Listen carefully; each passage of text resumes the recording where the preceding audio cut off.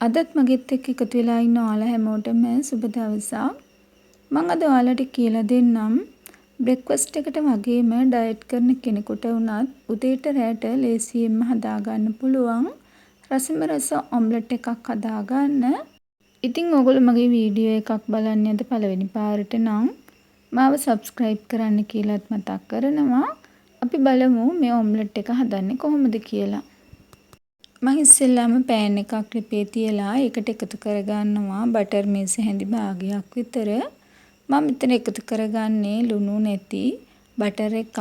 ඊට පස්සේ මම මේකට එකතු කරගන්නවා කපාගත්ත සුදු ලුණු ටිකකුත්. සුදු ලුණු ටික එකතු කරලා අපි මේක පොඩ්ඩක් වෙලා තෙලේ බැදෙන්න දෙන්න ඕනි. සුදු ලුණු ටික බැදීගෙන එනකොට මම මේකට එකතු කරගන්නවා බීලුණු මේස හැන්දක් විතර.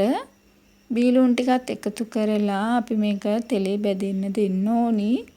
ඊට පස්සේ මම මේකට එකතු කරගන්නවා හීනියට කපාගත්ත කැරට් මේස හැඳි දෙකක්. තව මම මේකට එකතු කරගන්නවා මෂ්රූම් ටිකකුත්. ඊට පස්සේ බෙල් පෙපර් ටිකකුත් එකතු කරලා මම මේකට එකතු කරගන්නවා ගම්මිරිස් කුඩු ටිකකුයි ලුණු කුඩු ටිකකුයි. ඒ ටික එකතු කරාට පස්සේ ලිපේ ගින්දර අඩුවෙන්ම තියාගෙන මෙන්න මේ විදිහට මේ ටික හොඳට ෆ්‍රයි කරලා අරගන්න ඕනි. දැන් අපිට මේ ඔම්ලට් එක හදාගන්න බිත්තර ඕනි වෙනවා. මම මේකට බිත්තර දෙකක් තමයි අරගන්නේ. බිත්තර දෙක මම මෙන්න මේ විදිහට භාජනයකට එකතු කරගෙන ලුණු ටිකකුයි ගම්මිරිස් කුඩු ටිකකුයි මේකට එකතු කරගන්නවා. ඊට පස්සේ අපි මේක හොඳට මේ විදිහට මික්ස් කරලා අරගන්න ඕනි. දැන් අපි මෙන්න මේ විදිහට පෑන් එකක් ලිපේ තියලා මේකට අපි අර කලින් මික්ස් කරලා අරගත්ත බිත්තර ටික එකතු කරගමු. මම මෙන්න මේ විදිහට පෑන් එකට අර මික්ස් කරගත්ත බිත්තර ටික එකතු කරලා ලිපේ ගින්දර අඩුවේම තියාගන්නවා. බිත්තරේ මෙන්න මේ විදිහට හැදීගෙන එනකොට මම ඒකට එකතු කරගන්නවා අපි අර කලින් හදලා තියාගත්ත ভেජිටබල් මික්ස් එක. ඊට පස්සේ අපිට පුළුවන් මේ ඔම්ලට් එක තවත් රසවත් කරගන්න මේකට චීස් ටිකකුත් එකතු කරගන්න.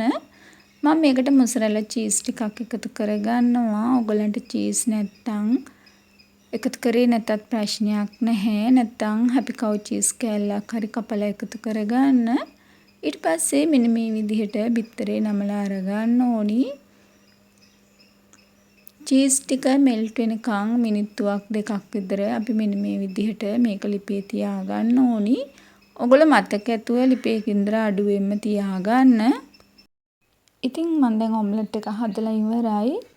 ඔයගොල්ලෝ මේ ඔම්ලට් එක හදනවා නම් කෑම ගන්න කිට්ටු වෙලාම හදාගන්න. මේක සීතල වෙලා කනවට වැඩිය රස්නේ පිට කනකොට තමයි රස.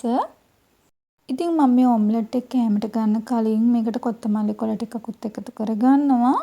ඔයගොල්ලෝ ළඟ තියෙනවා නම් ඔයගොල්ලන්ට පුළුවන් කොත්තමල්ලි ටිකක් එකතු කරගන්න.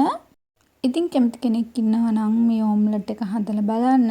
ආයිත් මේ වගේ වීඩියෝ එකකින් ඔයගොල්ලොත් එක්ක එකතු වෙනකන් ඔයගොල්ලෝ හැමෝටම සුබ දවසක්.